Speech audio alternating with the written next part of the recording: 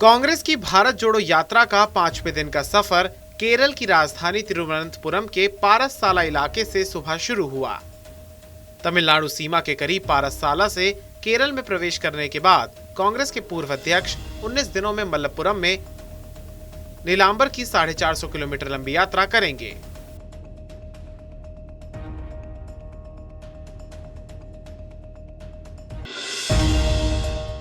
राजस्थान में मुख्यमंत्री अशोक गहलोत के कांग्रेस अध्यक्ष की कमान संभालने के साथ ही राज्य में नेतृत्व परिवर्तन की अटकलें गर्म हैं। सीएम गहलोत कई बार कह चुके हैं कि वो आला कमान के आदेशों का पालन करेंगे। वहीं इधर राज्य के पूर्व डिप्टी सीएम रहे सचिन पायलट का खेमा भी उन्हें सीएम बनाने की मांग लगातार उठा रहा है। पायलट गुट के कई विधायक बीते दिनों से लगातार उन्हें राज्य की कमान सौंपने की पैरवी कर रहे हैं। राज्य की सियासत में आई इस उठापटक के बीच गहलोत एक बार फिर नाराज विधायकों को मनाने की जद्दोजहद में लग गए हैं।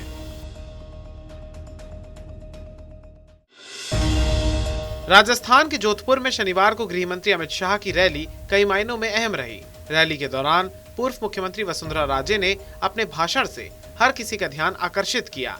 राजे के अपने भाषण के दौरान बीजेपी के संस्थापक सदस्य रहे पूर्व केंद्रीय मंत्री और बीजेपी के कद्दावर नेता रहे स्वर्गीय जसवंत सिंह जसोल को याद किया गया। जसवंत सिंह से कभी 36 का आंकड़ा रखने वाली राजे ने सिंह को याद कर हर किसी को हैरान कर दिया। वहीं राजे के सिंह को याद करने के बाद अब कई राजनीतिक मायने निकाले जा रहे हैं।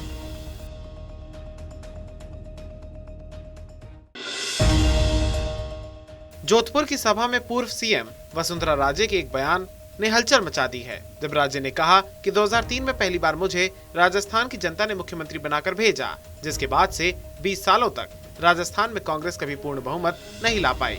राजनीतिक जानकारों का कहना है कि वसुंधरा ने अमित शाह के सामने आलाकमान को संदेश भेज दिया है कि पार्टी नेतृत्व को सीएम चेहरे पर जल्द ही अपनी स्थिति साफ करनी चाहिए।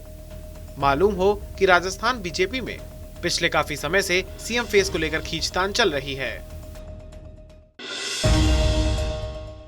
राजस्थान के मुख्यमंत्री अशोक गहलोत ने केंद्रीय गृह मंत्री अमित शाह के जोधपुर दौरे के बाद दिए गए भाषण पर निशाना साधा है। गहलोत ने शनिवार रात एक बयान जारी कर केंद्रीय गृह मंत्री की बयानबाजी को झूठा और तथ्यात्मक रूप से गलत बताया। वहीं गहलोत ने कहा कि अमित शाह का भाषण झूठ से भरा हुआ था। इसके अलावा गहलोत ने अमित शाह के कांग्रेस सरकार पर लगाए आरोपों पर भी पलटवार किया है। गहलोत ने कहा कि शाह को भाषण के लिए जो इनपुट सरकारी अधिकारियों, इंटेलिजेंस और बीजेपी नेताओं ने दिए हैं वो सच होने चाहिए थे, लेकिन भाषण में ऐसा लगता है कि उन्हें तथ्यों की जानकारी नहीं दी गई। राजस्थान में लंपी बीमारी पशुओं पर कहर बरपा रही है। सरकार के आंकड़ों के मुताबिक राज्य में करीब 10,61,000 से अधिक गौवंश मवेशी लंपी की चपेट में आ चुके हैं। वहीं करीब 46,317 गायों की मौत हो चुकी है। हालांकि कई इलाकों में सरकारी आंकड़ों पर सवाल भी उठाए जा रहे हैं। वहीं प्रदेश में अभी तक 6,87,375 गौवंश मवेशियों का टीकाकरण किया जा चुका है। इधर लंपी की मार ने राजस्थान के दूध उत्पादन की कमर तोड़ दी है। राजस्थान में दूध संग्रह में हर दिन 3 से 4 लाख लीटर की कमी देखी जा रही है।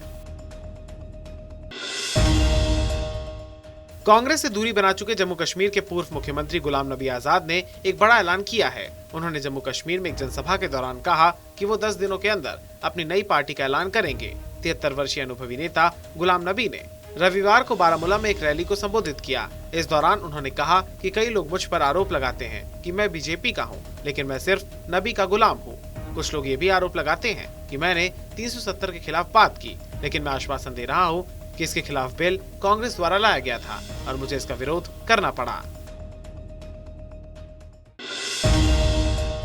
पंजाबी सिंगर सिद्धू मूसेवाला की हत्या के मामले में जहां अब तक नए नए खुलासे हो रहे हैं और लगातार आरोपियों की गिरफ्तारी हो रही है, तो अब इस पर सिद्धू के पिता बलकौर सिंह एक बार फिर से सामने आ गए हैं। उन्होंने बयान दिया कि गिरफ्तारी इसका कोई हल नहीं है, गोली का बदला सिर्फ गोली होना चाहिए। आपको बता दें, सिंगर सिद्धू मूसेवाला की हत्या के मामले में राजस्थान के भी कई गैंगस्टर्स का नाम सामने आया था।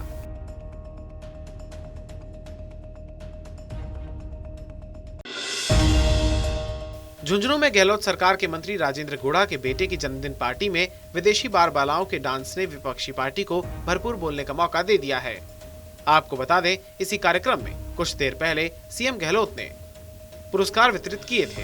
इन बार बालाओं के साथ सरपंच संघ के जिलाध्यक्ष संजय नेहरा साथ साथ ढुमके लगाते हुए नजर आ रहे थे। भाजपा ने इस तरह के कार्यक्रम की पूर्व में भी निंदा की थी कि मंत्री के बेटे के जन्मदिन पर मुख्यमंत्री का आना वो भी उस समय जब प्रदेश में किसान परेशान हैं। ये बिल्कुल सही नहीं है।